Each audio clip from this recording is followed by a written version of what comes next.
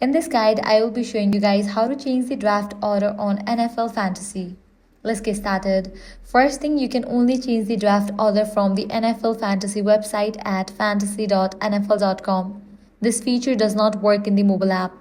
Head to fantasy.nfl.com and log into your account. Click the profile icon in the top right corner if you are not already signed in. Once logged in, click the League tab at the top of the page. Keep in mind you must be League Commissioner to change the draft order. On your league page, look for draft info and click it. This will open your league draft settings. Scroll to the bottom until you see edit draft order and click it. Here, you can choose custom mode. Then drag and drop each team into whatever order you want. Once you are happy with the order, scroll down and hit submit. Your draft order will update instantly for the whole league to see. And that's it. You have just customized your NFL Fantasy draft order. If this guide helped you out, do not forget to like, share and subscribe.